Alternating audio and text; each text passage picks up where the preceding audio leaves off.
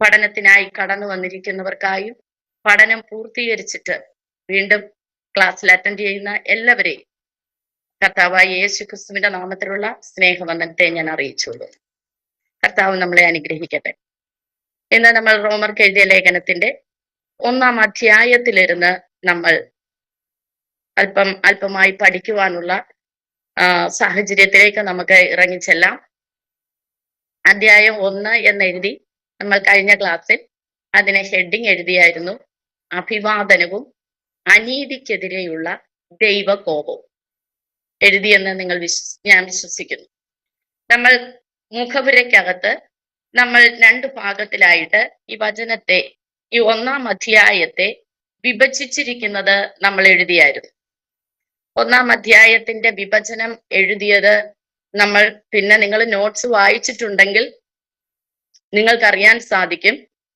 1-ാം അധ്യായം 1-17 വരെ ദൈവത്തിന്റെ നീതിയെ കുറിച്ച് എഴുതിയിരിക്കുന്നു.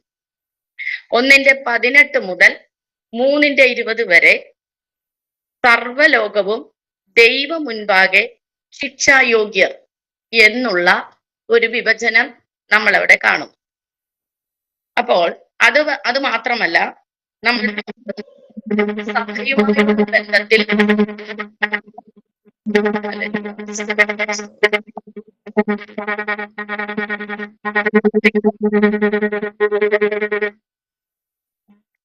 സഭയുമായുള്ള ബന്ധത്തിൽ അവിടെ നമുക്ക് കാണുവാൻ സഭയോട് ചില കാര്യങ്ങൾ അവിടെ ചൂണ്ടിക്കാണിക്കുമ്പോൾ, പ്രധാനപ്പെട്ട ചില കാര്യങ്ങൾ ചൂണ്ടിക്കാണിക്കുമ്പോൾ അവിടെ നമ്മൾ കണ്ടു. 1-ാം അധ്യായം 3-ാം വചനത്തിൽ സുവിശേഷീകരണത്തിന്റെ യാഥാർത്ഥ്യത്തെ കുറിച്ച് പറഞ്ഞിരിക്കും. 1-ാം അധ്യായം 16-ും 17-ലും സുവിശേഷത്തോടുള്ള തന്റെ ഭക്തി അല്ലെങ്കിൽ കർത്തവ്യത്തെ കുറിച്ച് പറഞ്ഞിരിക്കുന്നതായി നമ്മൾ മുഖവുരയിൽ എഴുതിയപ്പോൾ കാണുവാൻ സാധിച്ചു. അപ്പോൾ ഇവിടെ നമ്മൾ 1-ാം അധ്യായത്തിൽ ദൈവത്തിന്റെ നീതിയെക്കുറിച്ചും സുവിശേഷത്തിന്റെ പ്രാധാന്യത്തെക്കുറിച്ച്, പൗലോസിന് സുവിശേഷത്തോടുള്ള തന്റെ ജീവിത ബന്ധം, അതിനെക്കുറിച്ച്, പിന്നീട് സർവലോകത്തിന്റെയും പാപം, ആ പാപത്തിനെതിരെയുള്ള ദൈവത്തിന്റെ കോപം, ദൈവത്തിന്റെ ശിക്ഷ, ഇതിനെ കുറിച്ചൊക്കെയും ആണ് ഈ 1-ാം അധ്യായത്തിൽ പറഞ്ഞു വരുന്നത്. അത് ഏകദേശം 2-3 അധ്യായം വരെയും അങ്ങനെ തന്നെയാണ് തുടർന്നിരിക്കുന്നത്.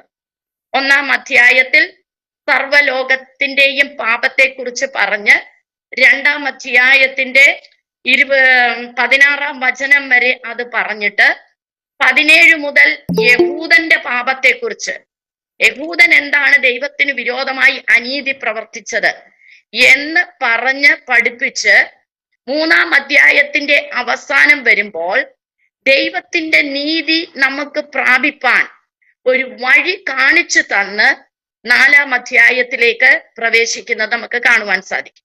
അപ്പൊ നമ്മൾ 1-ാം അധ്യായം, സ്പീഡ് കൂടുന്നുണ്ടോ പാസ്റ്ററെ?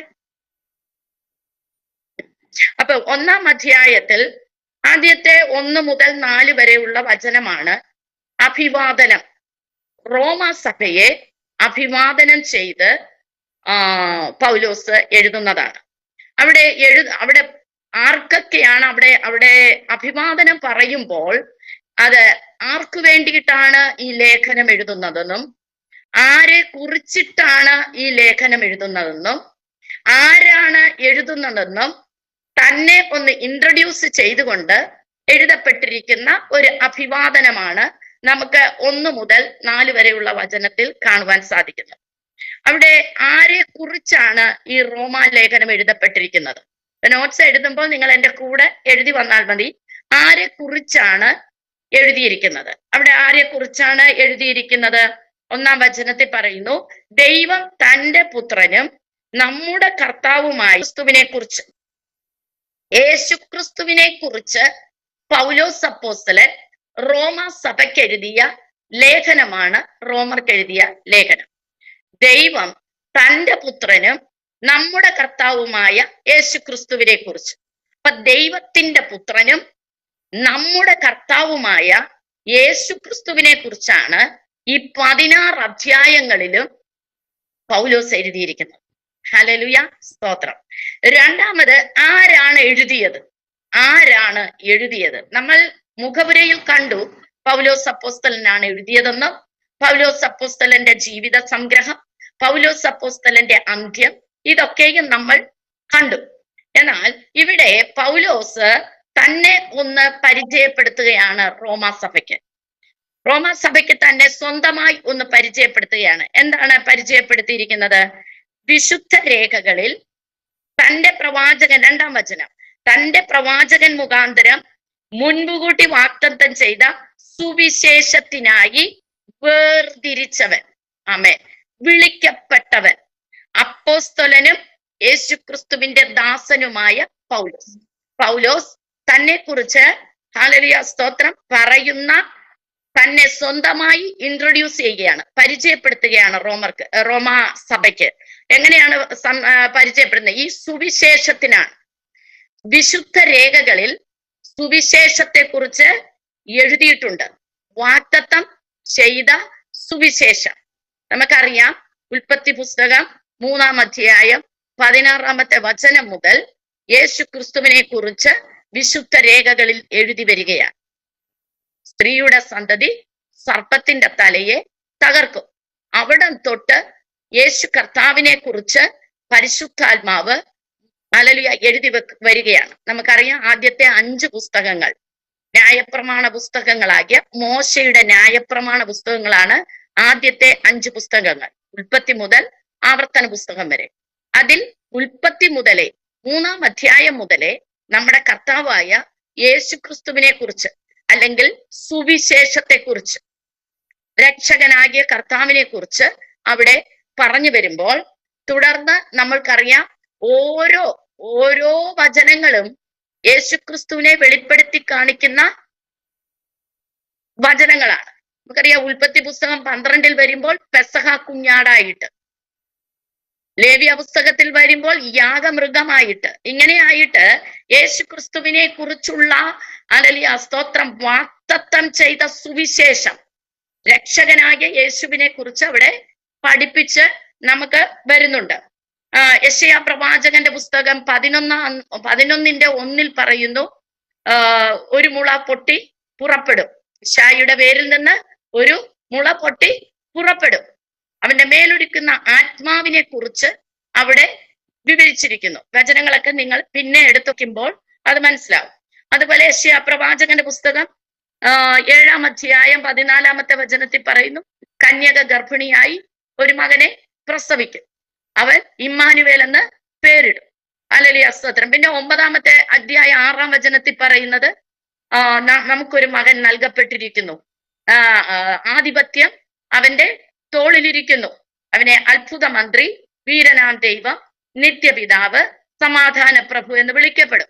വീണ്ടും നമ്മൾ ഇങ്ങോട്ട് വരുമ്പോൾ ഓരോ പ്രവചന പുസ്തകങ്ങളിലും യേശു കർത്താവിനെയാണ് പ്രവാചകന്മാർ ഇസ്രായേൽ ജനത്തോട് സംസാരിക്കുമ്പോൾ തന്നെ ദൈവത്തെ വെളിപ്പെടുത്തി വരുന്നത്. വാഗ്ദത്തം, നിങ്ങളെ രക്ഷിപ്പാൻ ഒരു മശിഹായുണ്ട്, ദൈവത്താൽ അയക്കപ്പെട്ടവൻ വരും എന്നുള്ള വാഗ്ദത്ത വചനങ്ങൾ.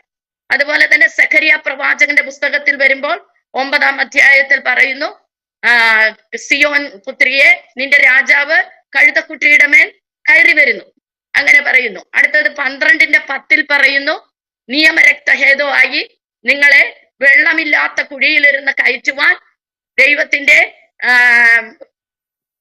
അഭിഷിക്തൻ കടന്നു വരുന്നു. അപ്പൊ ഇങ്ങനെ വാഗ്ദത്തം ചെയ്ത സുവിശേഷം, ഒറ്റ സുവിശേഷമേ ഉള്ളൂ. അതേതാണ്? യേശുക്രിസ്തു. യേശുക്രിസ്തുവാണ് സുവിശേഷം. യേശുക്രിസ്തുവിനെ കുറിച്ച് എഴുതിയ 4 സുവിശേഷങ്ങളാണ് മത്തായി, മാർക്കോസ്, ലൂക്കോസ്, യോഹന്നാൻ എന്ന 4 പുസ്തകങ്ങൾ. നമ്മൾ റോമ ലേഖനത്തെ കുറിച്ച് പഠിച്ചപ്പോൾ നമ്മൾ മുഖവുരയിൽ പഠിച്ചു, ഇത് പൗലോസിന്റെ സുവിശേഷ പുസ്തകമാണെന്ന്. ആമേൻ. അപ്പം ആരാണ് എഴുതിയതെന്ന് എന്നുള്ളത് പൗലോസ് തന്നെ വെളിപ്പെടുത്തുകയാണ്. ഈ വാഗ്ദത്തം ചെയ്ത തിരുവെഴുത്തുകളിൽ, വിശുദ്ധ രേഖകളിൽ വാഗ്ദത്തം ചെയ്ത യേശുക്രിസ്തു എന്ന സുവിശേഷത്തിന് വേണ്ടി വേർതിരിച്ച സ്തോത്രം, സെപ്പറേറ്റ് ചെയ്തു. രണ്ടാമത് വിളിക്കപ്പെട്ടു. മൂന്നാമത് അപ്പോസ്തലനാക്കി മാറ്റി. നാലാമത് യേശു ക്രിസ്തുവിന്റെ ദാസൻ. ആമേൻ, സ്തോത്രം. അപ്പം 4 അനുഭവങ്ങളിലൂടെയാണ് പൗലോസ് തന്നെ വെളിപ്പെടുത്തുന്നത്. അപ്പോസ്തല പ്രവൃത്തി 9-ാം അധ്യായത്തിൽ അനന്യാസ് പൗലോസിനോട് വന്ന് പറയുകയാണ്. അനന്യാസിനോട് ദൈവം പറയുന്ന വാക്കുണ്ട്, അവനെ എന്റെ സുവിശേഷത്തിനായി, എന്താണ്, ജാതികളോട് എന്റെ സുവിശേഷം പറയാനായി അവനെ വേർതിരിച്ചിരിക്കുന്നു. അതിനായി അവനെ എന്തെല്ലാം കഷ്ടം അനുഭവിക്കുന്നു വേണ്ടി വരുമെന്ന് ഞാൻ എന്ത് ചെയ്യും? അവനെ വെളിപ്പെടുത്തി കൊടുക്കും. അപ്പോൾ യേശുക്രിസ്തുവിന്റെ സുവിശേഷത്തിന് വേണ്ടി ദമസ്കോസിന്റെ പടിവാതിൽക്കൽ വെച്ച് സ്വർഗീയ ദർശനം, യേശുക്രിസ്തുവിനെ തന്നെ ദർശനം കൊടുത്ത് തന്നെ വേർതിരിച്ച് തന്നെ ദാസനാക്കി പിന്നീട് അപ്പോസ്തലനാക്കി വിളിക്കപ്പെട്ട ഒരു വ്യക്തിയാണ് പൗലോസ്. തന്നെ ഇൻട്രൊഡ്യൂസ്. അപ്പം ഈ റോമാലേഖനം, റോമയിലുള്ള സഭയ്ക്ക് തന്നെ പരിചയപ്പെടുത്തിയ വിധം നമ്മൾ പഠിക്കേണ്ടത് ആവശ്യമാണ്. എന്ന് പറഞ്ഞാൽ നമ്മളെയും ദൈവം ഇങ്ങനെ തന്നെയാണ് വേർതിരിച്ചിരിക്കുന്നത്, നമ്മളെയും ഇങ്ങനെ തന്നെയാണ് വിളിച്ചിരിക്കുന്നത്, നമ്മളെയും ഇങ്ങനെ തന്നെയാണ്. അപ്പോസ്തലൻ എന്ന വാക്കിന്റെ അർത്ഥം ദൈവത്താൽ അയക്കപ്പെട്ടവൻ. അപ്പോൾ നമ്മളെയും സുവിശേഷത്തിന് വേണ്ടി ദൈവം അയച്ചിരിക്കുകയാണ്. നമ്മളും കടന്നു ചെന്ന് സുവിശേഷം അറിയിക്കേണ്ടതാണ്. അപ്പൊ തിരുവെഴുത്തുകളിൽ പറഞ്ഞിരിക്കുന്ന സുവിശേഷം, വാഗ്ദത്തം ചെയ്ത സുവിശേഷം, പൗലോസിന് മാത്രമല്ല അത് അറിയിപ്പാൻ തക്കവണ്ണം ദൈവം ആക്കിയിരിക്കുന്നത്. ഈ 2026 അത് നമ്മളിൽ ഓരോരുത്തരിലും നിക്ഷിപ്തമായിരിക്കുന്നു എന്നുകൂടെ പൗലോസ് ഈ ലേഖനം എഴുതുമ്പോൾ പരിശുദ്ധാത്മാവിനാൽ നമ്മളോട് സംസാരിക്കുന്നു. അടുത്തത്, ആരോടാണ് ഇത് എഴുതിയത്? ആർക്ക് വേണ്ടിയിട്ടാണ്? നമുക്കറിയാം റോമ സഭയ്ക്കാണ് എഴുതിയത്. എന്നാൽ റോമ സഭയിൽ ദൈവത്തിന് പ്രിയരും വിളിക്കപ്പെട്ട വിശുദ്ധന്മാർ, രക്ഷിക്കപ്പെടാത്തവർക്ക് വേണ്ടിയിട്ടല്ല ഈ ലേഖനം എഴുതിയിരിക്കുന്നത്. റോമ സഭയിൽ അല്ലെങ്കിൽ റോമ രാജ്യത്തിൽ രക്ഷിക്കപ്പെടാത്തവർക്കോ അല്ലെങ്കിൽ അതുവരെ യേശുക്രിസ്തുവിനെ അറിയാത്തവർക്കോ അല്ലെങ്കിൽ ഇന്നും പാപജീവിതത്തിൽ ജീവിക്കുന്നവർക്കോ അല്ല പൗലോസ് ഈ ലേഖനം എഴുതുന്നു. ശരിക്കും രക്ഷിക്കപ്പെട്ട് യേശുവിന്റെ സുവിശേഷം കേട്ട് രക്ഷിക്കപ്പെട്ട് ദൈവത്തിന്റെ കൽപ്പനകൾ അനുസരിച്ച് ദൈവത്തിന് പ്രിയരായവർ. നമ്മൾ പ്രിയരാണോ? അങ്ങനെയാണെങ്കിൽ ഇനി താഴോട്ട് പറഞ്ഞിരിക്കുന്നത് മൊത്തവും നമുക്കുള്ള വചനങ്ങൾ. ആമേൻ, ഹല്ലേലൂയ. എല്ലാവരും കരങ്ങൾ ഉയർത്തി ഒന്ന് ആമേൻ പറയണേ. സ്തോത്രം. അപ്പോൾ പ്രിയർ, ദൈവത്തിന് പ്രിയർ. പിന്നീട് വിളിക്കപ്പെട്ട വിശുദ്ധന്മാർ. അപ്പം പ്രിയരും വിശുദ്ധന്മാരും, പ്രിയരും വിശുദ്ധന്മാരും എന്ന് പറയുമ്പോൾ പിന്നെ അതിന് പ്രിയമാകേണ്ടതുണ്ടോ, വിശുദ്ധമാകേണ്ടതുണ്ടോ? സ്തോത്രം. മാനുഷികമായി നമ്മൾ അങ്ങനെ ചിന്തിക്കാം. പ്രിയരാണെങ്കിൽ സത്യമായിട്ടും അവര് നിത്യതയിൽ പോകും, വിശുദ്ധന്മാരാണെങ്കിൽ സത്യമായിട്ടും ദൈവത്തിന്റെ രാജ്യത്തിൽ പ്രവേശിക്കും.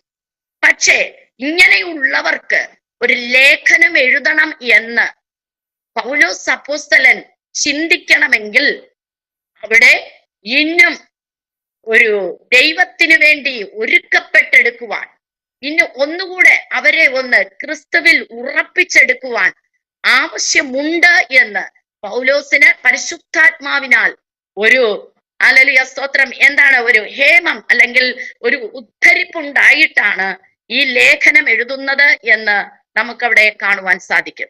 അപ്പോൾ പ്രിയരായവർക്കും വിളിക്കപ്പെട്ട വിശുദ്ധന്മാരുമായവർക്കാണ് ഇത് എഴുതിയിരിക്കുന്നത്. അങ്ങനെയാണെങ്കിൽ ഇന്ന് ദൈവവചനം പഠിക്കുവാൻ കടന്നു വന്നിരിക്കുന്ന എല്ലാവർക്കായിട്ടും ദൈവം ചിലത് നിങ്ങളിലേക്ക് പകരുവാൻ അന്ന് പരിശുദ്ധാത്മാവിനാൽ പൗലോസ് എഴുതിയെങ്കിലും ഇപ്പോൾ ഇത് നമ്മളിലേക്ക് പരിശുദ്ധാത്മാവ് ട്രാൻസ്ഫർ ചെയ്യുകയാണ്. ഈ വചനം നമ്മൾ പഠിക്കുവാൻ ദൈവത്തിന്റെ പാദത്തിലായിരിക്കുമ്പോൾ ഇതിൽ എഴുതിയിരിക്കുന്ന ഓരോന്നും നമ്മൾ തിരിച്ചറിഞ്ഞ് നമ്മുടെ ജീവിതങ്ങളെ നമ്മൾ എന്ത് ചെയ്യണം? ഒന്നുകൂടെ കർത്താവിന്റെ കൃപയാൽ നമ്മൾ ഒന്നുകൂടെ നമ്മൾ എന്ത് ചെയ്യണം? മാനസാന്തരപ്പെടേണ്ടിടത്ത് മാനസാന്തരപ്പെടണം. ഒന്നുകൂടെ വിശുദ്ധിക്ക് വേണ്ടി നമ്മളെ സമർപ്പിക്കണം. ഒന്നുകൂടെ കർത്താവിന്റെ പ്രിയ മക്കളായി മുന്നോട്ട് നമ്മൾ കടന്നു വരേണ്ടത് ആവശ്യമാണ്. അപ്പോൾ നമുക്ക് ആദ്യത്തെ ആ ഒരു അഭിവാദനത്തിലിരുന്ന് നമുക്ക് 3 കാര്യം നമുക്ക് മനസ്സിലായി. ഒന്ന്, യേശു ക്രിസ്തുവിനെ കുറിച്ചാണ് ഈ ലേഖനത്തിൽ എഴുതിയിരിക്കുന്നത്. ഇവിടെ പുണ്യാളന്മാരോ മാതാവോ മറ്റ് അപ്പോസ്തലന്മാരെയോ ഒന്നും കുറിച്ചല്ല ഇവിടെ എഴുതിയിരിക്കുന്നത്. ദൈവത്തിന്റെ പുത്രനും നമ്മുടെ കർത്താവുമായ യേശു ക്രിസ്തുവിനെ കുറിച്ച് എഴുതിയിരിക്കുന്നു. രണ്ടാമതായിട്ട് അവിടെ എഴുതിയിരിക്കുന്നത് ആരാണ് എഴുതിയത്? തന്നെ തന്നെ താൻ പരിചയപ്പെടുത്തുകയാണ്. ഞാൻ ആരാണ്? എന്നെ വേർതിരിച്ച വ്യക്തിയാണ്. ഈ സുവിശേഷത്തിന് വേണ്ടി ഞാൻ വേർതിരിക്കപ്പെട്ടവനാണ്. ഈ സുവിശേഷത്തിന് വേണ്ടി എന്നെ വിളിച്ചതാണ്.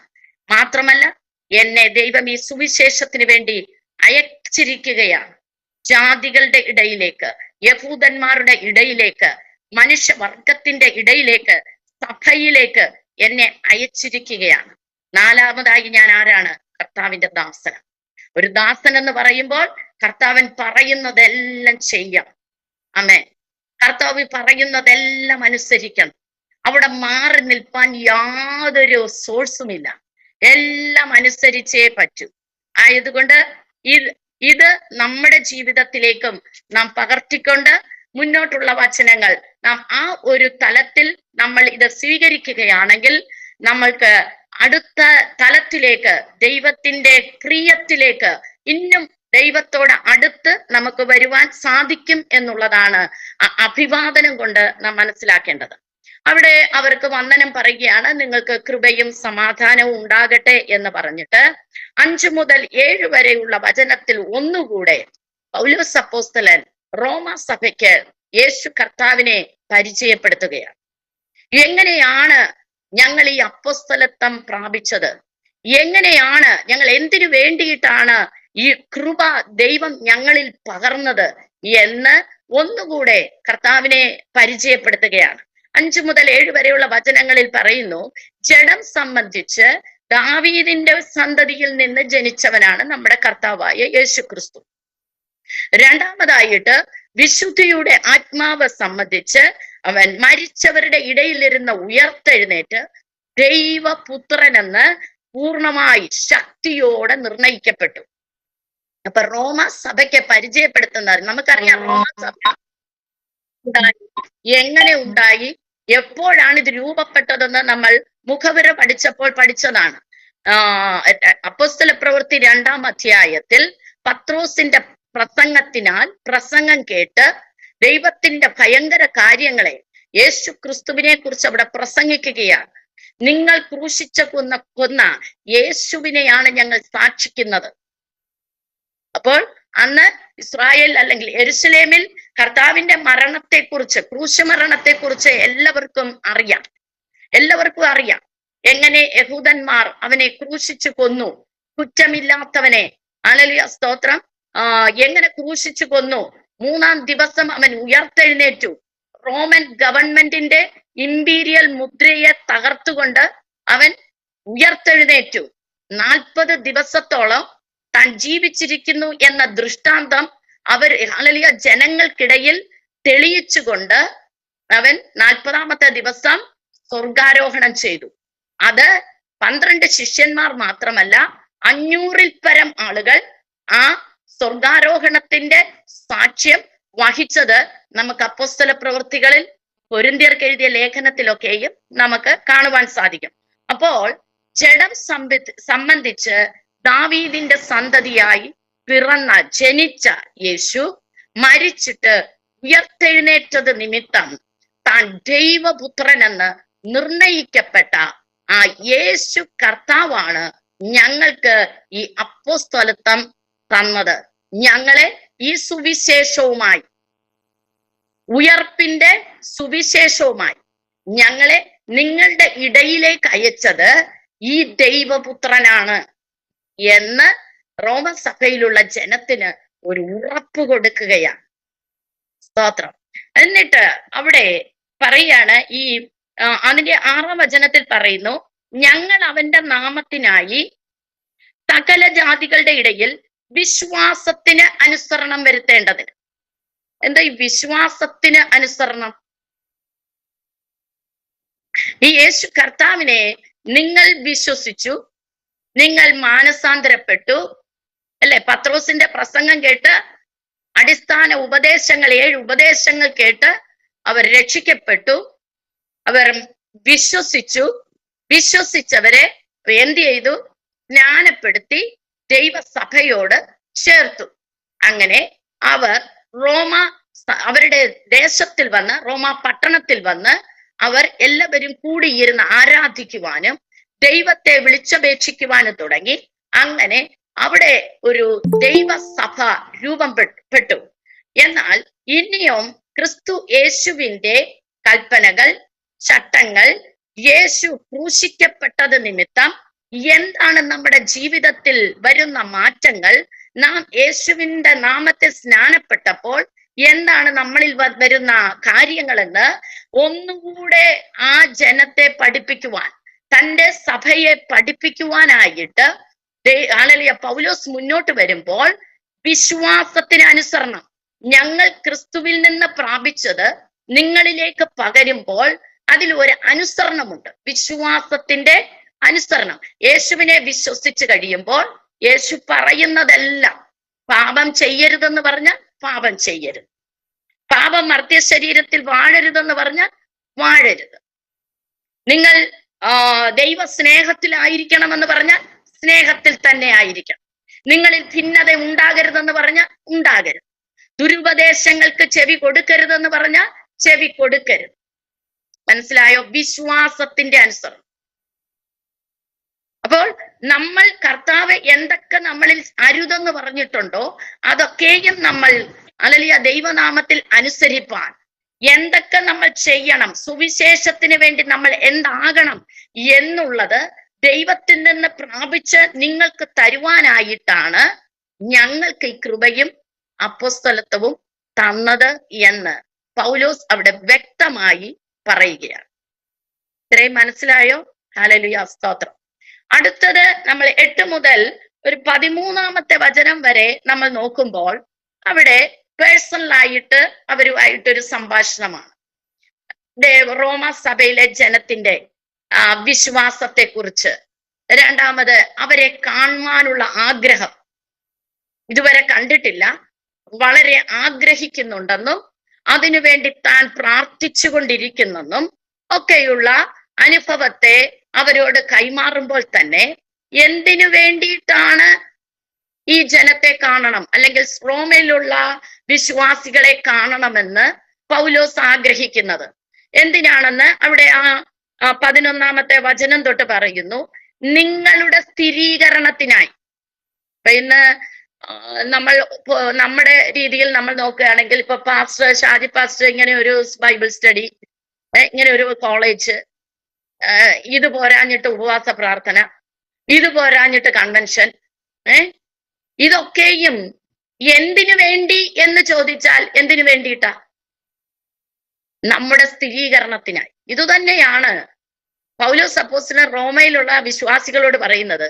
ഞാൻ നിങ്ങളെ കാണുവാൻ ആഗ്രഹിക്കുന്നത് നിങ്ങളുടെ സ്ഥിരീകരണത്തിന്. നിങ്ങൾ ഒന്നുകൂടെ സ്ഥിരപ്പെടണം വിശ്വാസത്തിൽ. എന്ത് ചെയ്യണം? നിങ്ങൾ ഒന്നുകൂടെ സ്ഥിരപ്പെടണം. കുറച്ചു കാര്യങ്ങൾ കൂടെ എനിക്ക് നിങ്ങളോട് പറഞ്ഞു തന്ന് നിങ്ങളെ സ്ഥിരപ്പെടുത്തണം. എല്ലാരും ഇത് ഓഫ് ചെയ്തിട്ട് പോവാണല്ലോ. രതീഷ് ബ്രദറിനെ കാണുന്നില്ല, പിന്നെ ആരെ കാണുന്നില്ല. ഇതിന്റെ ഇടയ്ക്ക് ഞാൻ അതും കൂടെ ഒന്ന് നോക്കട്ടെ. എല്ലാരും ഇതെല്ലാം അടച്ചു വെച്ചിട്ട് പോയാൽ പിന്നെ ഞാൻ ഇവിടെ ഇരുന്ന് പാസ്റ്ററിനെ പഠിപ്പിക്കുന്ന പോലെ ആയിപ്പോവും. അതുകൊണ്ട് പാസ്റ്റർ എല്ലാം പഠിച്ചു കഴിഞ്ഞിട്ട് വന്നിരിക്കുകയാണ്. അതുകൊണ്ട് നിങ്ങള് എല്ലാരും കൂടെ ഇതെല്ലാം ഓഫ് ചെയ്തിട്ട് പോയി കഴിഞ്ഞാൽ ആകെ മൊത്തം എനിക്കൊരു വല്ലാത്ത, ഞാൻ പ്രസംഗിക്കുമ്പോ അങ്ങ് പ്രസംഗിച്ചങ്ങ് പോകും, ആരെയൊന്നും നോക്കത്തില്ല.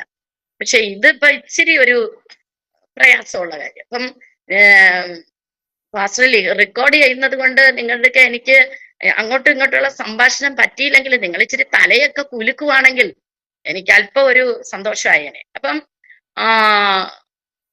എന്താണ്? നിങ്ങളുടെ സ്ഥിരീകരണത്തിനായി. അപ്പോൾ വിശ്വാസത്തിലുള്ള സ്ഥിരത, അല്ലെങ്കിൽ നമ്മുടെ ആത്മീക ജീവിതത്തിൽ ഒരു സ്ഥിരത നമ്മുടെ മരണം വരെയും ആവശ്യമാണ്.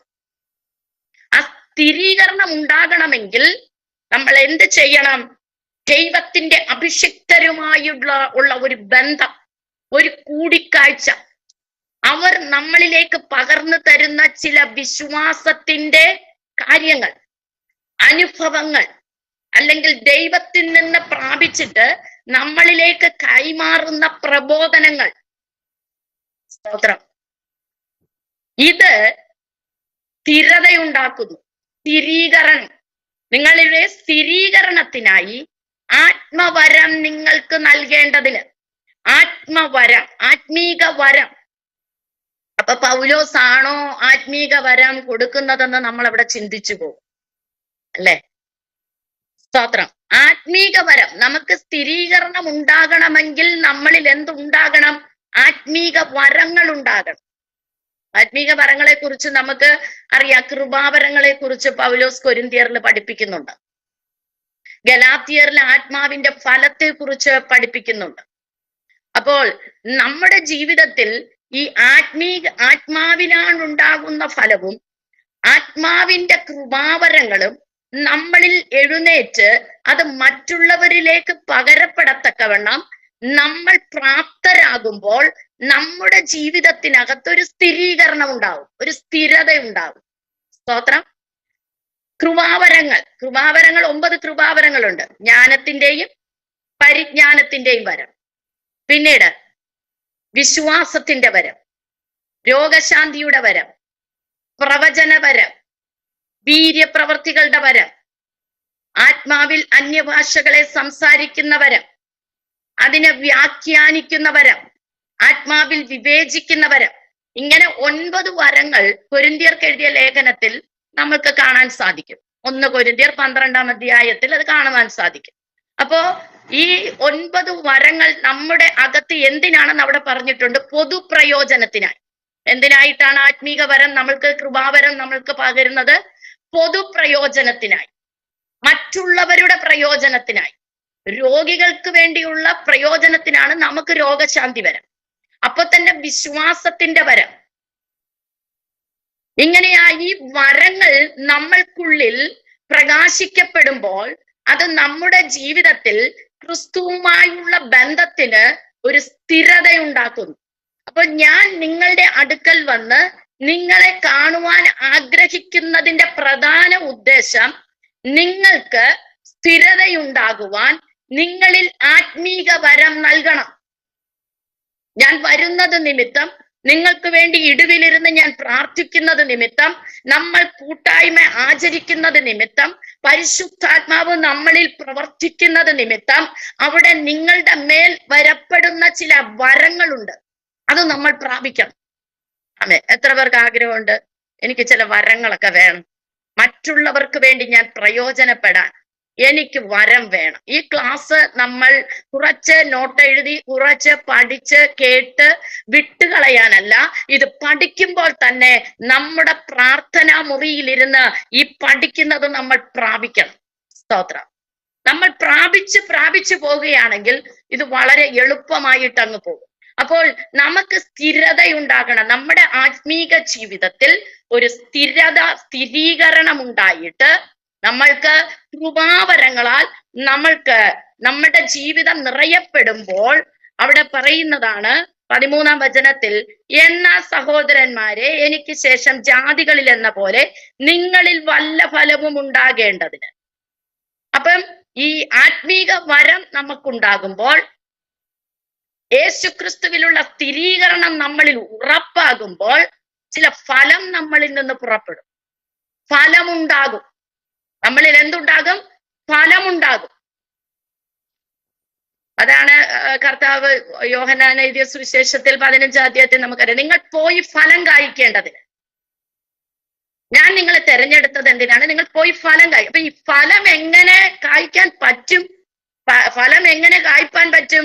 അത് ഈ ദൈവത്തിനകത്ത് കർത്താവിനുള്ളിലുള്ള സ്ഥിരീകരണത്തിനാലും അപ്പോൾ തന്നെ കൃപാവരങ്ങളാൽ നിറയപ്പെട്ട് നാം ചെയ്യുന്ന സുവിശേഷത്തിനാലുമാണ് നമുക്ക് നമ്മുടെ ജീവിതത്തിൽ ഫലമുണ്ടാകുന്നത്, ക്രിസ്തുവേശുവിൽ നാം ഫലപ്പെടുന്നത്. കർത്താവ് നോക്കുമ്പോൾ ചില വിശിഷ്ട ഫലം നമ്മളിൽ കാണപ്പെടുന്നു. കർത്താവ് വന്ന് ഫലം നോക്കും അല്ലെ? ഉത്തമഗീതത്തിൽ അങ്ങനെ പറയുന്നുണ്ട്. തോട്ടക്കാരൻ വന്ന് എന്ത് ചെയ്യും? വിശിഷ്ട ഫലം പറിക്കുവാനായി കടന്നു വരും.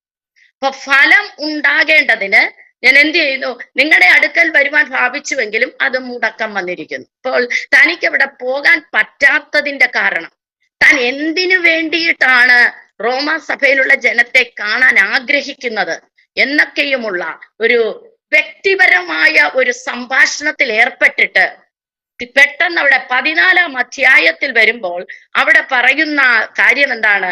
യവൻ ഇനി റോമസഭയിലുള്ള ജനത്തിന് പ്രിയർക്കും വിശുദ്ധന്മാരോടും മാത്രമല്ല എനിക്ക് സുവിശേഷം പറയാനുള്ള കടമയുള്ളത്, യവനന്മാരോട്, പിന്നീട് ബർബരന്മാരോട്, ജ്ഞാനികളോട്, ബുദ്ധിഹീനരോട് ഞാൻ കടക്കാരനാകും. സ്തോത്രം. ബർബരന്മാർ, അക്ഷരാഭ്യാസമില്ലാത്തവർ, ഒരു വിദ്യാഭ്യാസവും ഇല്ലാത്തവരെ ബർബരന്മാരെന്ന് പറയപ്പെടുന്നു. യവനന്മാർ, ജാതികൾ, പ്രത്യേകിച്ച് ഗ്രീക്കുകാരെയാണ് യവനന്മാരെന്ന് പറയുന്നത്. യവനന്മാർ, യഹൂദന്മാരല്ലാത്തവർ, ഗ്രീക്ക് രാജ്യത്തിൽപ്പെട്ടവരെ, ഗ്രീസിൽ ഉൾപ്പെട്ടവരെയാണ് യവനന്മാർ. ഇനി ജ്ഞാനികൾ, ഒത്തിരി പഠിച്ച് ജ്ഞാനമുള്ളവർ. ഇനി ബുദ്ധിഹീനർ, ഒരു ബുദ്ധിയും ഇല്ലാത്തവർ. ഇങ്ങനെയുള്ളവരോടെല്ലാം ഞാൻ എന്ത് ചെയ്തിരിക്കുന്നു? കടക്കാരനാകുകയാണ്.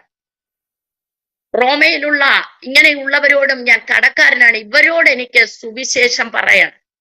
ഞാൻ അവിടെ വരാൻ ആഗ്രഹിക്കുന്നത്, ഇങ്ങനെ ഒരു കടം എന്റെ അകത്ത് കിടക്കുന്നു. ഒന്ന്, സഭയിലുള്ള ദൈവത്തിന്റെ പ്രിയരായ വിളിക്കപ്പെട്ട വിശുദ്ധരായവരെ നിങ്ങളെ ഒന്ന് എനിക്ക് സ്ഥിരപ്പെടുത്തണം. നിങ്ങൾ ഫലം കായ്ക്കത്തക്കവണ്ണം നിങ്ങളുടെ ഒരു ആത്മീക വർധന ഞാൻ ആഗ്രഹിക്കുന്നു. എന്നാൽ ഇതിനും അപ്പുറമായിട്ട് അവിടെയുള്ള ബർബരന്മാർ, അക്ഷരാഭ്യാസമില്ലാത്തവരുണ്ട്, ജ്ഞാനികളായിട്ടുള്ളവരുണ്ട്, ബുദ്ധിഹീനരായിട്ടുള്ളവരുണ്ട്, പിന്നീട് യവനന്മാർ, യഹൂദന്മാരല്ലാത്തവരായിട്ടുള്ളവരുണ്ട്. ഇവരോടൊക്കെ എനിക്ക് സുവിശേഷം പറയേണ്ടതുണ്ട്. അതുകൊണ്ട് ഞാൻ അതിനു വേണ്ടി ഒരുങ്ങിയിരിക്കുന്നു. എപ്പോഴാണെങ്കിലും ദൈവം എനിക്ക് മുടക്കം മാറ്റി വരാൻ എനിക്കൊരു സഹായം ചെയ്യുമെങ്കിൽ ഞാൻ എത്രയും പെട്ടെന്ന് വന്ന് ഈ സുവിശേഷം ഇവരോടെല്ലാം അറിയിപ്പാനായിട്ട് ഞാൻ ഒരുങ്ങിയിരിക്കുന്നു എന്ന് പറഞ്ഞിട്ട് വീണ്ടും അവിടെ പറയുകയാണ്, സുവിശേഷത്തെ കുറിച്ച് എനിക്ക് എന്തില്ല? ലജ്ജയില്ല. വിശ്വസിക്കുന്ന ഏവനും, ആദ്യ യഹൂദനും പിന്നെ യവനനും, അത് രക്ഷയ്ക്കായി ദൈവശക്തിയാകും. അപ്പൊ സുവിശേഷത്തിനകത്ത് എന്തുണ്ട്? ശക്തിയുണ്ട്, ദൈവ ശക്തിയുണ്ട്. നാം സുവിശേഷം പറയുമ്പോൾ എന്താണ് സുവിശേഷം? യേശുക്രിസ്തുവാണ് സുവിശേഷം. പൗലോസ് തിമത്യോസിൽ പറയുന്നുണ്ട്, തിമത്യോസിന്റെ ലേഖനത്തിൽ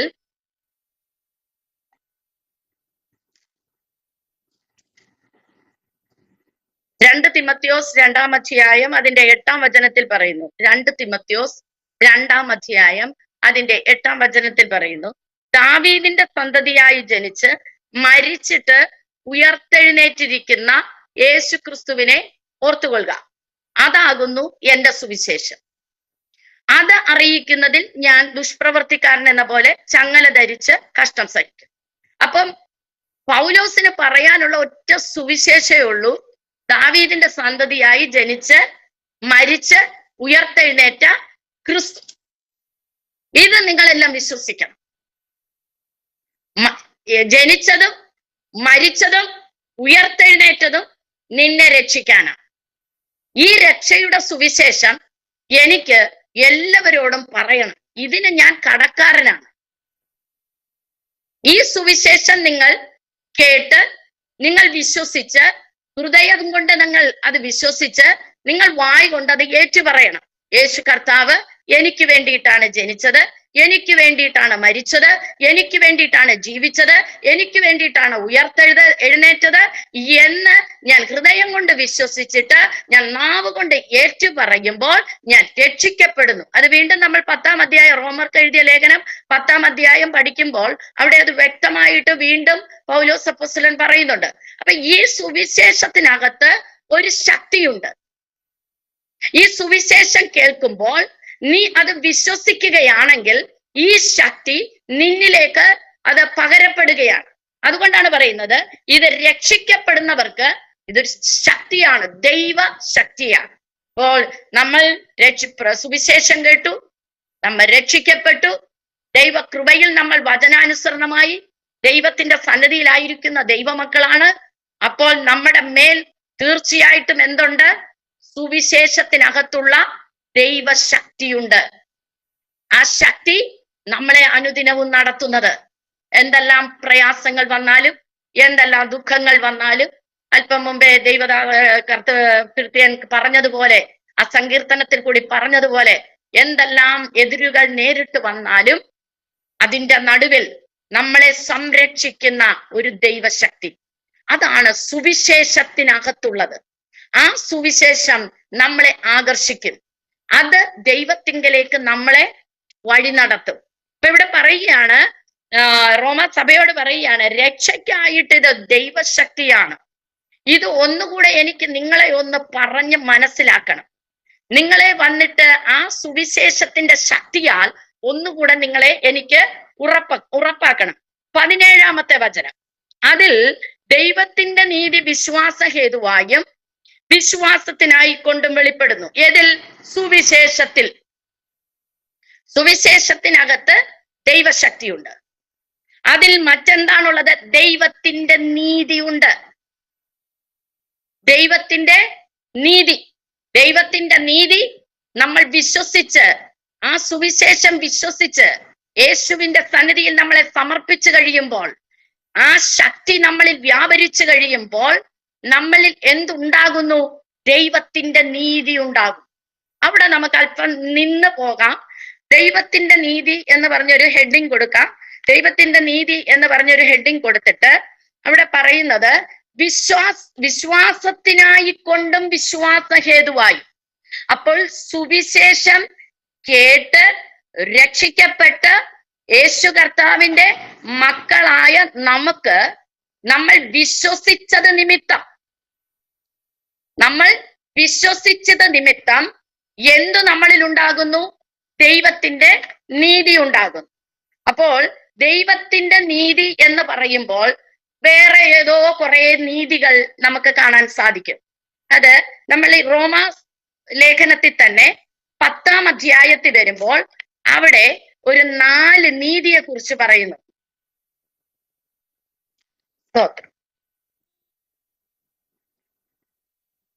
4 തരം നീതി.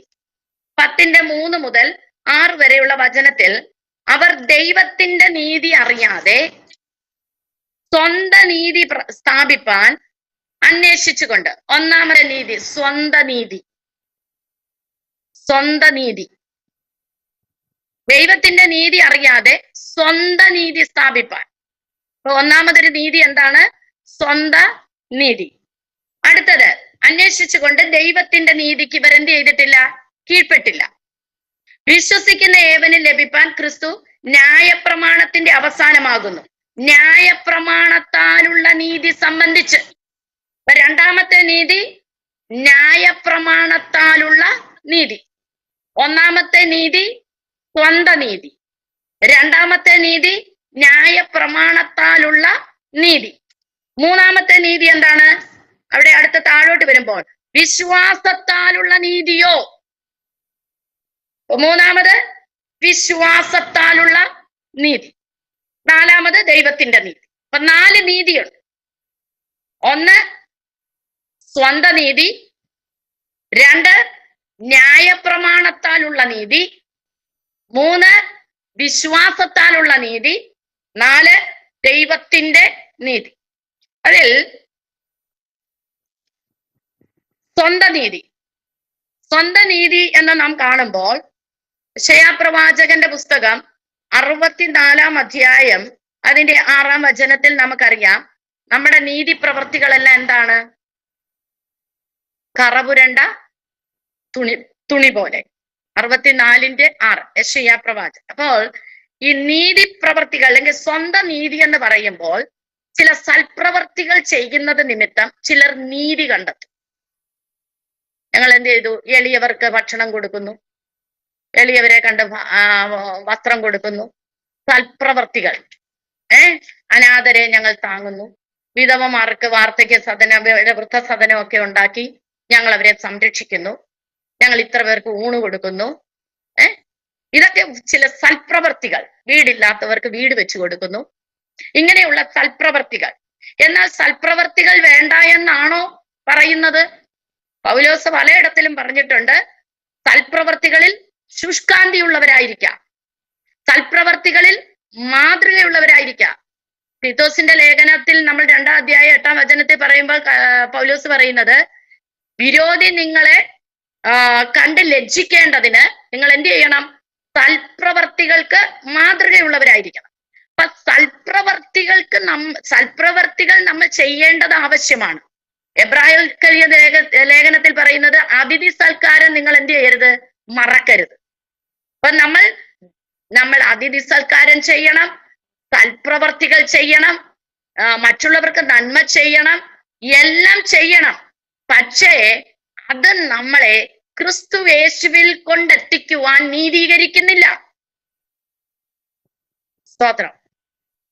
നീതീകരണം വേണമെങ്കിൽ, നമ്മൾ കർത്താവായ യേശു ക്രിസ്തുവിന്റെ നീതീകരണം പ്രാപിക്കണമെങ്കിൽ പൗലോസ് പറയുകയാണ്, നിങ്ങൾ കുറച്ച് നന്മ പ്രവൃത്തികൾ ചെയ്തത് നിമിത്തം മോക്ഷം നിങ്ങൾക്ക് കിട്ടുകയില്ല, അല്ലെങ്കിൽ സ്വർഗരാജ്യം നിങ്ങൾക്ക് അവകാശപ്പെടാൻ പറ്റുകയില്ല, അവകാശമാക്കാൻ പറ്റുകയില്ല. സ്വന്തം നീതി എന്ന് പറയുമ്പോൾ സൽപ്രവർത്തികളാലുള്ള നീതി ആത്മീക ജീവിതത്തിന്റെ പൂർത്തീകരണത്തിന് ഈ നീതി കൊണ്ട് മാത്രം സാധിക്കയില്ല. അതിന് ചില വചനങ്ങൾ എഴുതിക്കോളൂ. മത്തായി എഴുതിയ സുവിശേഷം 15:1 മുതൽ 14 വരെ, 23-ാം അധ്യായം 1 മുതൽ 33 വരെ, ലൂക്കോസിന്റെ സുവിശേഷം 11-ാം അധ്യായം 33 മുതൽ 52 വരെ, ലൂക്കോസിന്റെ സുവിശേഷം 18-ാം അധ്യായം 9 മുതൽ 14 വരെ. ഇങ്ങനെ അവിടെ കർത്താവ് ഇവരുടെ നീതി പ്രവൃത്തികളെ കുറിച്ച് പറയുന്നുണ്ട്. എന്നിട്ട് കർത്താവ് പറയുന്നുണ്ട്, യഹൂദന്മാരുടെയും പരീശന്മാരുടെയും നീതിയെ നമുക്ക് എന്ത് ചെയ്യണം? കവിയണം, എങ്കിലേ നിങ്ങൾക്ക് ചില നീതി കിട്ടത്തുള്ളൂ. അപ്പോൾ സ്വന്തം നീതി എന്ന് പറയുന്നത് സൽപ്രവർത്തികളാലുള്ള നീതി. ഇത് ആത്മീക ജീവിതത്തിന്റെ പൂർത്തീകരണത്തിന് അല്ലെങ്കിൽ ആ പൂർത്തീകരണത്തിലേക്ക് നമ്മളെ കൊണ്ടെത്തിക്കുന്നില്ല. അടുത്ത 2-ാമത്തെ നീതി ന്യായപ്രമാണത്തിനാലുള്ള നീതി. ന്യായപ്രമാണത്തിനാലുള്ള നീതി എന്ന് പറയുമ്പോൾ കൽപ്പനകളും, ദൈവത്തിന്റെ കൽപ്പനകളും പ്രമാണങ്ങളും ചട്ടങ്ങളും ഉണ്ടാകുന്ന നീതി. സീനായി പർവ്വതത്തിന്റെ മുകളിൽ വെച്ച് മോശയുടെ കയ്യിൽ ദൈവം പ്രമാണം കൊടുത്തു. പുറപ്പാട് പുസ്തകം 20-ാം അധ്യായം തൊട്ട് പ്രമാണങ്ങളും ചട്ടങ്ങളും ഇങ്ങനെ കൊടുത്തു വരികയാണ്. ലേവ്യ പുസ്തകം അവസാനിക്കുമ്പോൾ ഇങ്ങനെ പറയുന്നു, ഇതാകുന്നു ഇസ്രായേലിന് ദൈവം കൊടുത്ത പ്രമാണങ്ങൾ. അപ്പോൾ ഈ പുറപ്പാട് പുസ്തകം 20-ാമത്തെ അധ്യായം മുതൽ സീനായി പർവ്വതത്തിൽ വെച്ച് മോശയെ മുകളിൽ കയറി വരാൻ പറഞ്ഞ് കരങ്ങളിൽ കൊടുത്ത പ്രമാണങ്ങൾ, ചട്ടങ്ങൾ, കൽപ്പനകൾ, ഇത് അനുസരിക്കുന്നതിൽ, ചുരുക്കി പറഞ്ഞ 10 കൽപ്പന അനുസരിക്കുന്നതിൽ എന്താണ്? ഒരു നീതി ഉണ്ടാകുന്നു. ന്യായപ്രമാണം അനുസരിച്ച് ജീവിക്കാൻ മനുഷ്യന് കഴിഞ്ഞില്ല. ഇസ്രായേൽ ജനതയ്ക്ക് ഈ ന്യായപ്രമാണം കരങ്ങളിൽ വെച്ചിട്ട് അത് അല്ലെങ്കിൽ അനുസരിക്കാൻ പറ്റിയില്ല. അതാണ് റോമർക്ക് എഴുതിയ ലേഖനം 3-ാം അധ്യായത്തിന്റെ 17 മുതലുള്ള വചനം പഠിപ്പിക്കുന്നത്. 17 മുതൽ 23 രണ്ടാം അധ്യായത്തിന്റെ 17 മുതൽ 29 വരെയുള്ള വചനങ്ങൾ പറയുന്നത്, നീയോ യഹൂദൻ എന്ന പേർ കൊണ്ടും ന്യായപ്രമാണത്തിൽ ആശ്രയിച്ചും ദൈവത്തിൽ പ്രശംസിച്ചും ന്യായപ്രമാണത്തിൽ നിന്ന് പഠിക്കിയാൽ അവന്റെ ഇഷ്ടമറിഞ്ഞു. അപ്പൊ ന്യായപ്രമാണത്തിനകത്ത് എന്തുണ്ട്? ദൈവത്തിന് എന്തൊക്കെയാണ് ഇഷ്ടമെന്നുള്ളത് അവിടെ പറഞ്ഞിട്ടുണ്ട്. അപ്പൊ ന്യായപ്രമാണം പഠിക്കുമ്പോൾ നമുക്ക് എന്താ അറിയാൻ സാധിക്കും? ദൈവത്തിന്റെ ഇഷ്ടം എന്താണെന്നൊക്കെ അറിയാൻ സാധിക്കും. രണ്ടാമത്, ഭേദാഭേദങ്ങളെ വിവേചിച്ചറിയാൻ പറ്റും.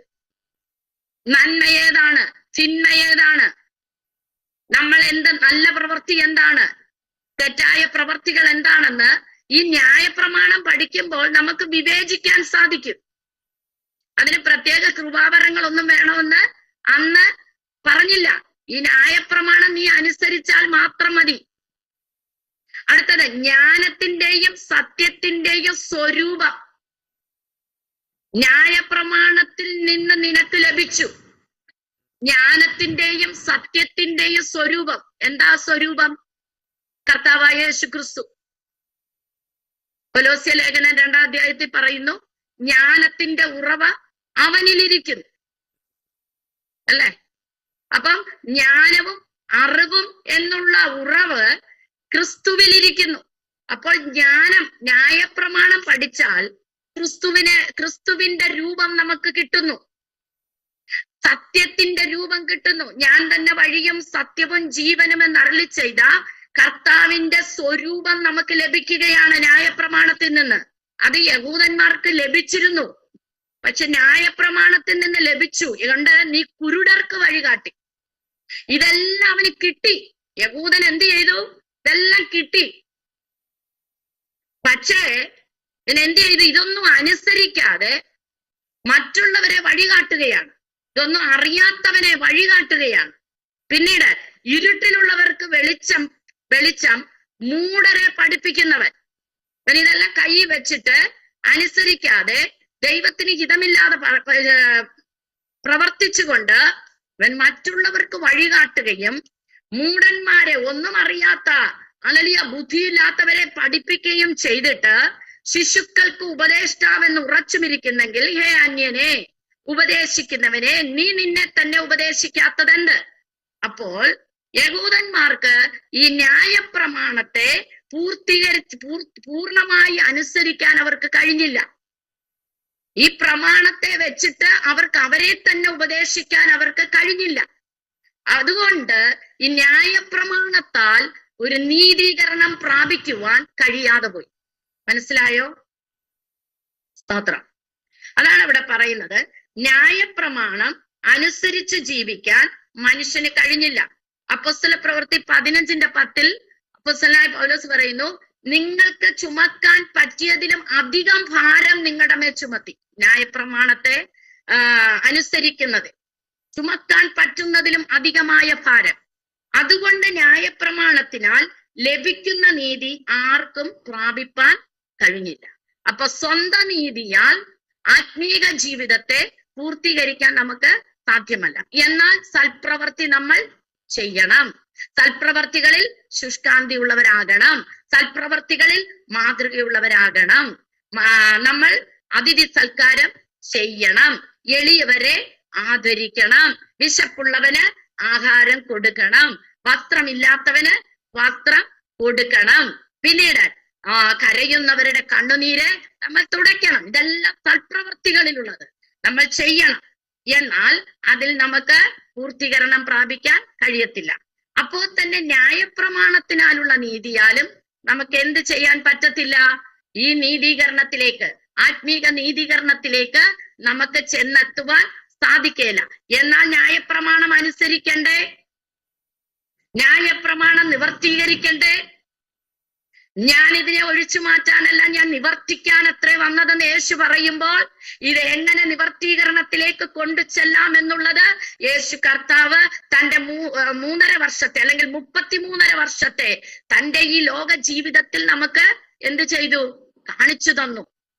മാതൃക കാണിച്ചു തന്നു. അപ്പോൾ ഈ ന്യായപ്രമാണത്തെ നാം അനുസരിക്കണം. ന്യായപ്രമാണം നമ്മുടെ ഓരോരുത്തരുടെ ജീവിതത്തിലും നാം നിവർത്തീകരിക്കണം. അന്യ ദൈവങ്ങൾ ഉണ്ടാകരുതെന്ന് പറഞ്ഞാൽ ഉണ്ടാകരുത്. വിഗ്രഹം ഉണ്ടാക്കരുത്, നമസ്കരിക്കരുത് എന്ന് പറഞ്ഞാൽ നമസ്കരിക്കരുത്. അപ്പനെ അമ്മയും ബഹുമാനിക്കണം എന്ന് പറഞ്ഞാൽ ബഹുമാനിക്കണം. ദൈവത്തിന്റെ ദിവസത്തെ നമ്മൾ ബഹുമാനിക്കണം എന്ന് പറഞ്ഞാൽ ബഹുമാനിക്കണം. വ്യഭിചാരം ചെയ്യരുതെന്ന് പറഞ്ഞാൽ ചെയ്യരുത്. കള്ളം പറയരുതെന്ന് പറഞ്ഞാൽ കള്ളം പറയരുത്. മോഷ്ടിക്കരുതെന്ന് പറഞ്ഞാൽ മോഷ്ടിക്കരുത്. അപ്പൊ ഇതെല്ലാം നമ്മൾ നിവർത്തിക്കണം. പക്ഷേ ഈ ന്യായപ്രമാണത്തെ പഠിച്ച് ഇതനുസരിക്കാൻ അവർക്ക് കഴിഞ്ഞില്ല. പക്ഷെ ഇത് നിവർത്തിക്കുന്നത് എങ്ങനെയെന്ന് കർത്താവ് തന്റെ ജീവിതത്തിൽ നമുക്ക് കാണിച്ചു തന്നു. അപ്പോൾ ന്യായപ്രമാണത്തിനാലുള്ള നീതിയാൽ നമുക്ക് എന്ത് ചെയ്യാൻ പറ്റിയില്ല?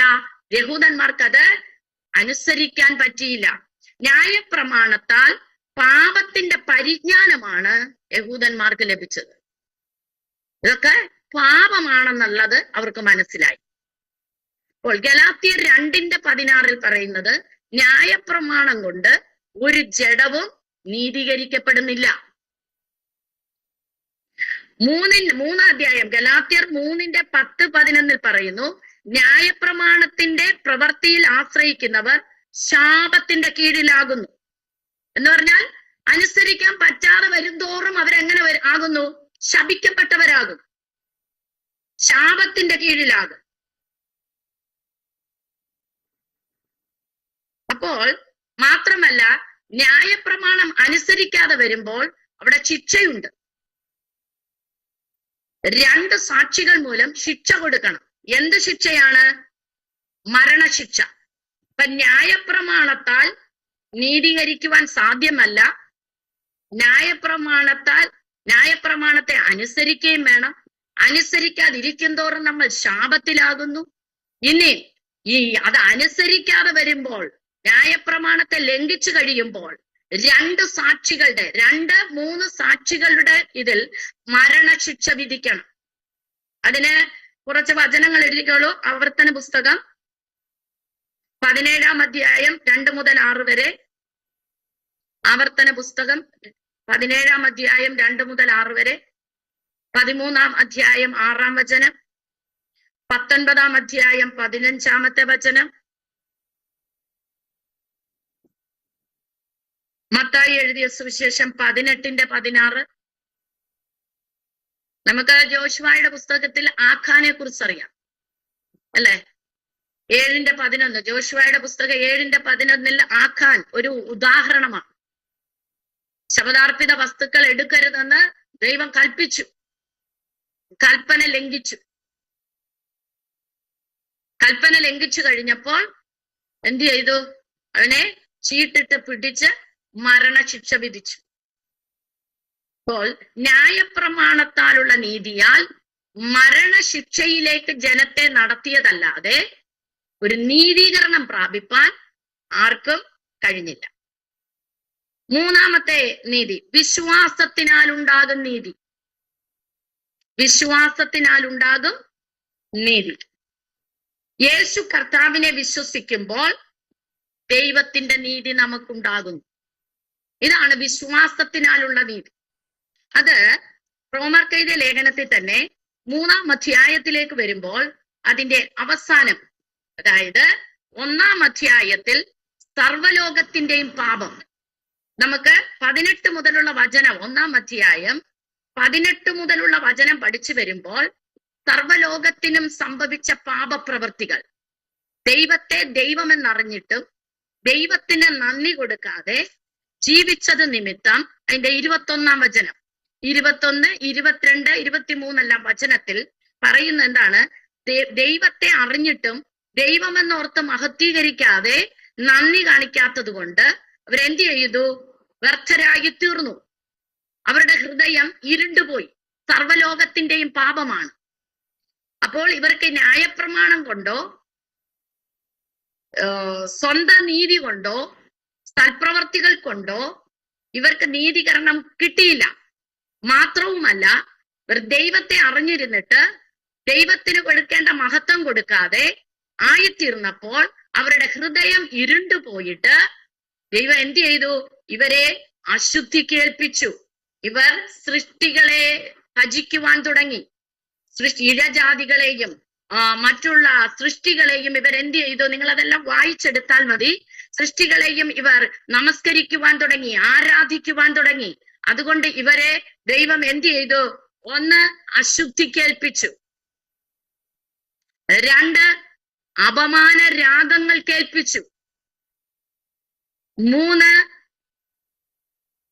നികൃഷ്ട ബുദ്ധി കേൾപ്പിച്ചു.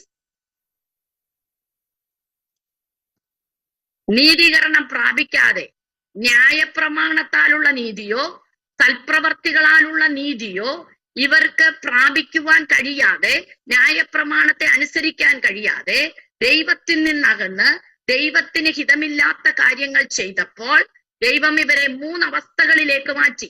ഒന്ന്, അശുദ്ധി കേൾപ്പിച്ചു. 2, അപമാന രാഗങ്ങൾ കേൾപ്പിച്ചു. 3, നികൃഷ്ട ബുദ്ധിക്ക് ഏൽപ്പിച്ചു. അപമാന രാഗങ്ങൾ എന്ന് പറയുമ്പോൾ അവിടെ തന്നെ പറയുന്നുണ്ട്, ഇപ്പോൾ നമുക്ക് ലോകത്തിൽ നടന്നു വന്നുകൊണ്ടിരിക്കുന്ന അതായത് ആണോ വിവാഹം കഴിക്കുക, പെണ്ണും വിവാഹം കഴിക്കുക, സ്വവർഗ വിവാഹം, ഇങ്ങനെയുള്ള ദൈവം ആക്കി വച്ചിരിക്കുന്ന ബന്ധങ്ങൾക്ക് അപ്പുറമായി പാപത്തിന്റെ ബന്ധങ്ങളിലേക്ക് ഇവരെ കൈവിട്ടു. എന്നിട്ട് അവസാനം അതിന്റെ 29-ാമത്തെ വചനം തൊട്ട് പറയുന്നത് മരണ യോഗ്യമായ പാപങ്ങളെ കുറിച്ചൊരു ലിസ്റ്റ് അവിടെ പറഞ്ഞിരിക്കുകയാണ്. ഇപ്പം ലോകം ഈ അവസ്ഥയിലാണ് കിടക്കുന്നത്. 2-ാം അധ്യായവും അത് തുടർന്ന് ഇതിനെക്കുറിച്ച് പറഞ്ഞു വന്നിട്ട് പറയുകയാണ്. അതിന്റെ 9, 10, 11 വചനങ്ങൾ, 2-ാം അധ്യായത്തിന്റെ 9, 10, 11, 12 വചനങ്ങൾ പറയുന്നു. നന്മ പ്രവർത്തിക്കുന്നവർക്കുള്ള ഫലം എന്താണ്? ഫലം. തിന്മ പ്രവർത്തികൾക്ക് എന്താണ് ഫലം? തിന്മ പ്രവർത്തിക്കുന്നവർക്ക് കഷ്ടം, സങ്കടം.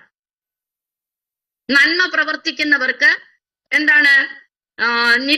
വിശുദ്ധി, അല്ലെങ്കിൽ മാനം, മഹത്വം, സമാധാനം.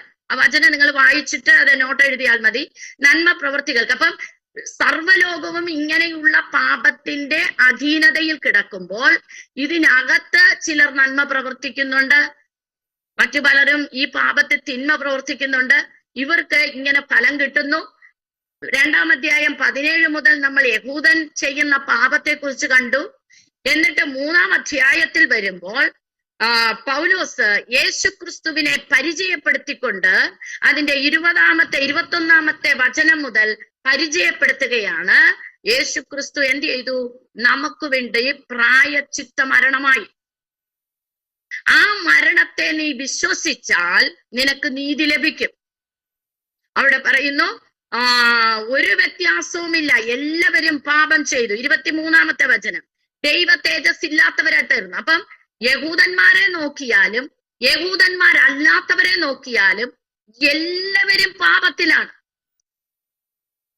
ന്യായപ്രമാണം കയ്യിലുള്ളവരും പാപത്തിലാണ്. സ്വന്തം നീതി ചെയ്ത് സൽപ്രവർത്തികൾ ചെയ്യുന്നവരും പാപത്തിലാണ് ജീവിക്കുന്നത്. പക്ഷെ ഈ പാപത്തിൽ നിന്ന് നിങ്ങളെ വിടുവിക്കാൻ എന്ത് ചെയ്യുന്നു? അവന്റെ കൃപയാൽ യേശുക്രിസ്തുവിലെ വീണ്ടെടുപ്പ് മൂലം സൗജന്യമായത്രേ നീതീകരിക്കപ്പെടുന്നത്. അവിടെ നീതീകരണത്തെ കുറിച്ച് അവിടെ പൗലോസ് പരിചയപ്പെടുത്തുകയാണ്. നിനക്ക് നീതീകരണം പ്രാപിക്കാം. നിന്റെ പാപമെല്ലാം കഴുകപ്പെട്ടിട്ട് നിനക്ക് തരാൻ ഒരു നീതിയുണ്ട്.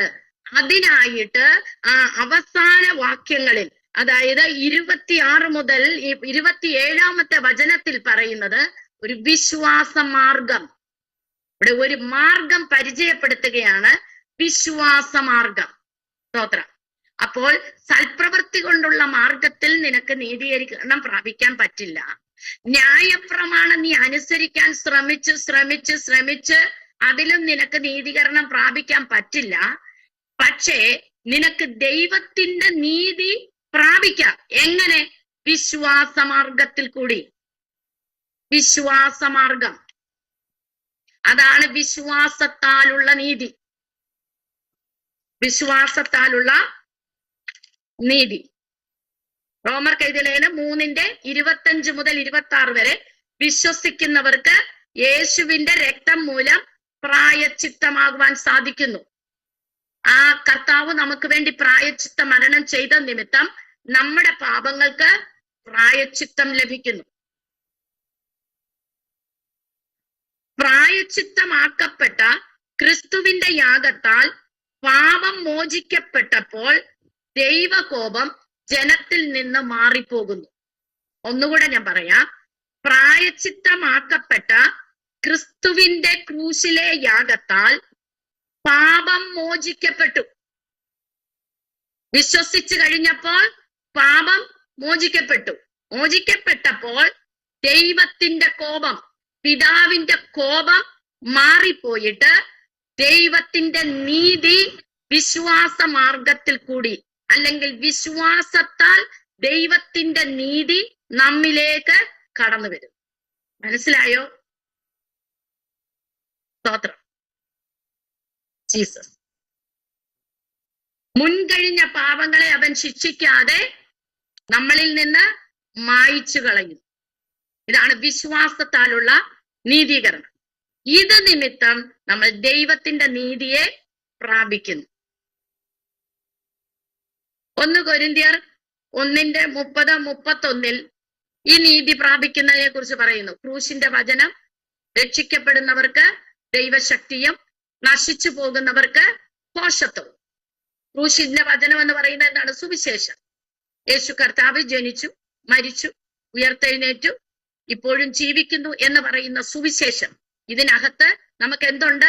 നീതിയുണ്ട്. ആ 30-31 ക്രൂശിന്റെ വചനത്താൽ നമ്മിൽ ഉണ്ടാകുന്ന ഫലങ്ങളാണ് പറയുന്നത്. നീതി, ജ്ഞാനം, വീണ്ടെടുപ്പ്, വിശുദ്ധീകരണം. സ്തോത്രം.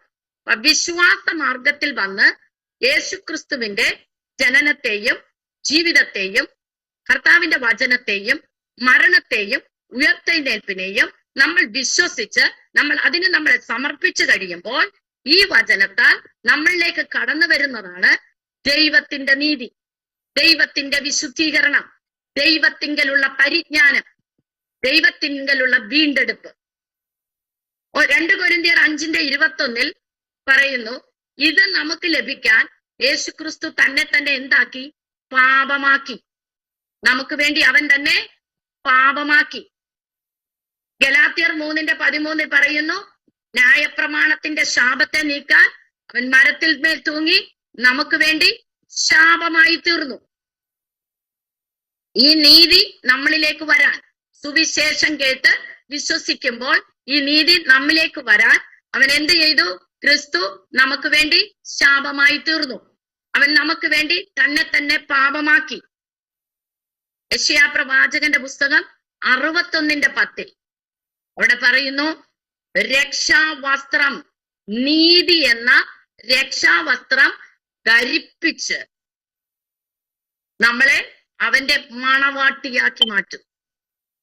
യെശയ്യാവിന്റെ 61:10 പറയുന്നു, അവൻ നീതി എന്ന രക്ഷാവസ്ത്രം നമ്മളെ അണിയിപ്പിച്ച്, ആ നീതി എന്ന അങ്കി നമ്മളെ ധരിപ്പിച്ച് അവന്റെ മണവാട്ടിയാക്കി മാറ്റുന്നു. അപ്പൊ ദൈവത്തിന്റെ നീതി എന്നതിന് നമ്മളെ ദൈവത്തിന്റെ നീതിയിലേക്ക് വരാൻ നമ്മൾ മറ്റു 3 നീതികളെ നമ്മൾ പഠിച്ചു. ഇനി ദൈവത്തിന്റെ നീതിയിലേക്ക് വന്ന നമ്മൾ എങ്ങനായിരിക്കണം? ദൈവത്തിന്റെ നീതി പ്രാപിച്ചു, വിശ്വസിച്ചു, വിശ്വാസ മാർഗം കൈക്കൊണ്ട് യേശുവിനെ വിശ്വസിച്ച് നമ്മൾ നീതി പ്രാപിച്ചു. പക്ഷെ ഇപ്പൊ നിർത്താമേ, നീതി പ്രാപിച്ചു. അപ്പൊ ദൈവത്തിന്റെ നീതിയിൽ വന്ന നാം എങ്ങനെ ആയിരിക്കണം? അവന്റെ മുമ്പിൽ ശരിയായി ജീവിക്കണം. എഴുതി വെച്ചോളൂ. ഇതുവരെയുള്ള ഒന്നും എഴുതിയില്ലെങ്കിൽ ഇത് നിങ്ങൾ എഴുതണം. നമ്മൾ ദൈവത്തിന്റെ മുൻപിൽ ശരിയായിട്ട് ജീവിക്കണം. Righteous means right standing with God. ദൈവത്തിനോട് കൂടെ അല്ലെങ്കിൽ ദൈവത്തിന്റെ മുൻപിൽ നാം ശരിയായി ജീവിക്കണം. പഴയ നിയമ വിശ്വാസികൾ ഈ നീതി പ്രാപിക്കാൻ യാഗങ്ങൾ നടത്തി. പക്ഷേ നമുക്ക് വേണ്ടി അവൻ യാഗമായി തീർന്നത് നിമിത്തം നാം ഇപ്പോൾ എന്തായി തീർന്നു? ദൈവത്തിന്റെ നീതി പ്രാപിച്ചു. ദൈവത്തിന്റെ നീതി പ്രാപിച്ച നാം ദൈവത്തിനോട് കൂടെ ദൈവത്തിന്റെ മുൻപിൽ ശരിയായി ജീവിക്കണം. ഏകദേശം 1, 2, 3 അധ്യായങ്ങൾ നമ്മൾ ഏകദേശം കവർ ചെയ്തു. ഈ ദൈവത്തിന്റെ നീതിയിൽ നിന്നുകൊണ്ട് നമ്മൾ കവർ ചെയ്തു. അടുത്ത ക്ലാസ്സിൽ ഒന്നുകൂടെ ഈ ദൈവത്തിന്റെ നീതിയെ കുറിച്ച് പറഞ്ഞിട്ട് നമുക്ക് 4